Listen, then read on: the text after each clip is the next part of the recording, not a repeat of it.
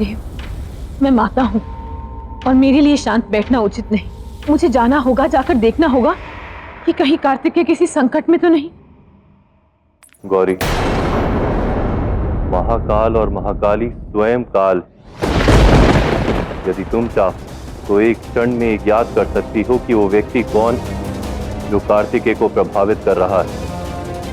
ये घटनाक्रम इस सृष्टि में कहां हो रहा है, तुम्हारे लिए जानना अत्यंत सरल है। किंतु तुम एक सत्य से भली भांति अवगत हो कि जो व्यक्ति इस घटना में सम्मिलित है वो एक वरदान से अभिभूत है, और उसी के कारण वो व्यक्ति और उसके कर्म हमसे अदृश्य हैं, और हमें उस वरदान का मान रखना होगा। माता पिता होने के नाते अपनी संतान की सुरक्षा की चिंता करना स्वाभाविक है, किंतु हर समय उसे सुरक्षा प्रदान करना संभव नहीं, अन्यथा वे अपने जीवन के महत्वपूर्ण पाठ से वंचित रह जाएंगे। ये कार्तिकेय की परीक्षा है, और उचित समय आने पर महाकाली इस घटनाक्रम में अवश्य सम्मिलित होंगी, क्योंकि प्रत्येक घटना का आरंभ महाकाली से होता है और अंत भी।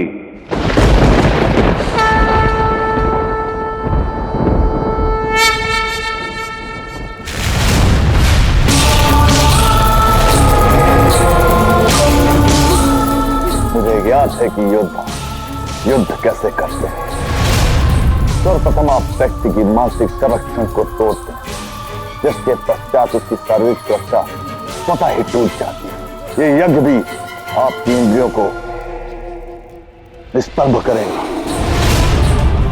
जिसके पश्चात आप वही करेंगे जैसा कि मैं आपसे कहूं। नहीं, इस यज्ञ का उद्देश्य क्या है? बताओ मुझे।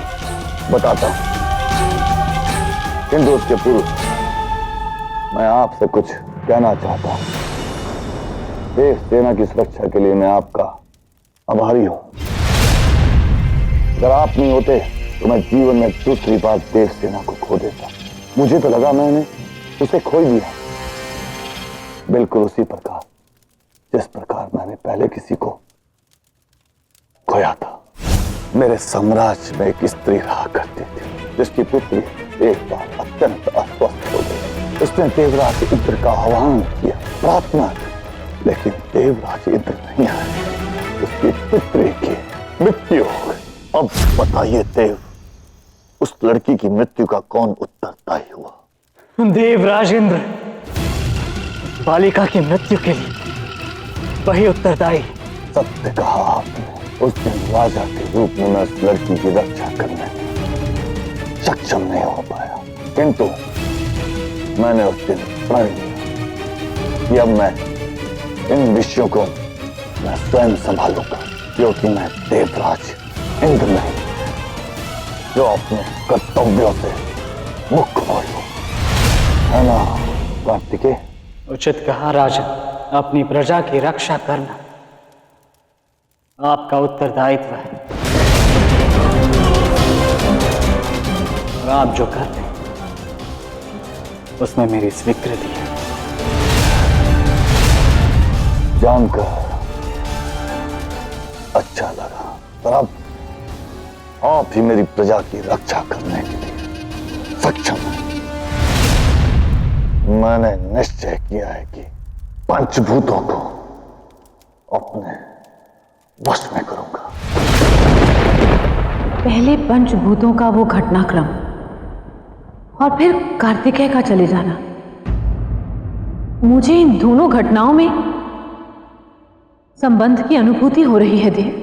गौरी, संसार में प्रत्येक मनुष्य असुर, देव, सजीव, निर्जीव पंचभूतों से निर्मित है। वही पंचभूत जो सृष्टि को प्रकृति से जोड़े रखते हैं। उन्हीं पंचभूतों में से यदि कोई एक तत्व दूषित हो जाता है तो व्यक्ति का पथ भ्रष्ट हो जाता है। इस संसार में प्रत्येक जीवित निर्जीव वस्तु पंच तत्व पर निर्मित है।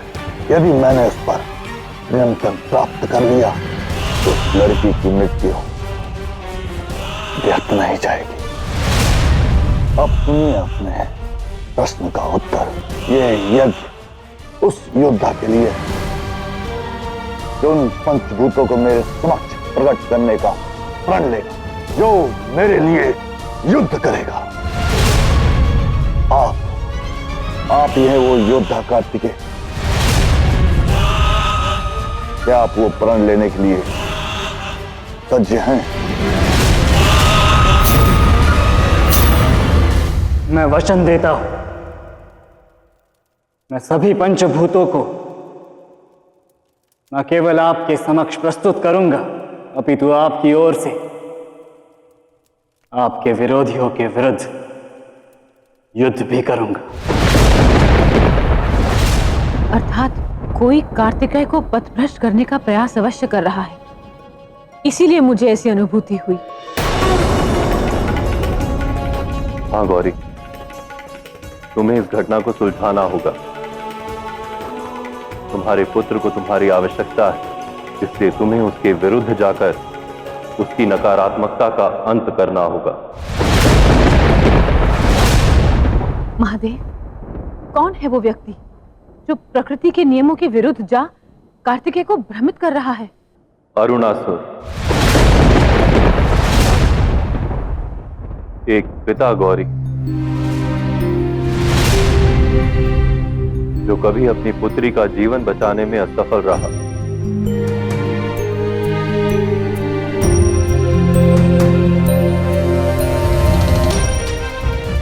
तो बस संसार को लगता है कि मैं अपनी पुत्री के प्राण बचाने में असफल रहा। क्षमा करना पुत्री, अपने पिता से भेंट करने के लिए तो कितने वर्षों प्रतीक्षा करने पड़े, किंतु बस अब तुम्हारी प्रतीक्षा का अंत हुआ। किंतु अब तुम चिंता मत करो, मैं तुम्हें पुनः जीवित करूंगा। मैंने कार्तिकेय को पथभ्रष्ट करके अपने वश में कर लिया। अब वो पंचभूत देवताओं को मेरे समक्ष उपस्थित करेगा और उसकी ऊर्जा द्वारा मैं तुम्हें पुनः जीवित करूंगा। तुम पुनः जीवित होगी पुत्री। माता पिता का प्रेम जब अपनी संतान के लिए सभी सीमाएं लांघ ले, तो माता पिता के लिए उचित अनुचित में अंतर करना कठिन हो जाता है। उस भ्रम में वो ऐसा कार्य करने को बाध्य हो जाते हैं जो कदाचित वो कभी ना करे। प्रेम जहां जीवन को एक स्पष्ट दृष्टिकोण प्रदान करता है, वहीं भ्रम का धुंध भी फैला देता है। और जिस भ्रम का स्रोत प्रेम हो, तो उस भ्रम से अधिक भयंकर इस सृष्टि में और कुछ नहीं, क्योंकि उसके पश्चात व्यक्ति उस भ्रम से जनित प्रत्येक कर्म को उचित और न्याय संगत समझने लगता है। अपनी पुत्री को जीवित देखने की कामना करना अनुचित नहीं, और उसके लिए जो भी संभव होगा मैं करूंगा। हम अरुणासुर को रोककर उसके वरदान का अपमान नहीं कर सकते गौरी, इसलिए हमें इस घटनाक्रम के पूर्ण होने की प्रतीक्षा करनी होगी। हम सब अरुणासुर के उद्देश्य से पूर्णतः अवगत भी नहीं। हमें तो यह भी ज्ञात नहीं कि उसने कार्तिकेय को अपने किस कार्य के लिए चुना है। पिता के रूप में ये केवल अरुणासुर की परीक्षा नहीं, अपितु एक माता के रूप में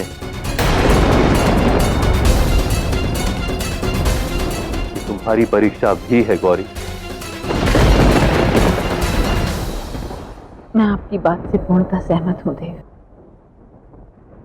माता पिता होने के नाते हम अपने प्रेम के रूप में अपने निर्णय अपनी संतान पर अधिरोपित नहीं कर सकते, और महाकाल और महाकाली होने के नाते हमें अपने कर्मों द्वारा इस संसार में उदाहरण प्रस्तुत करना होगा।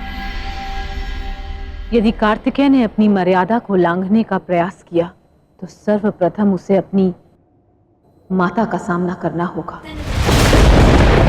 अरुणासुर ने जिस भी नकारात्मकता से कार्तिकेय को दूषित किया है, उसका निवारण मैं ही करूंगी देवी।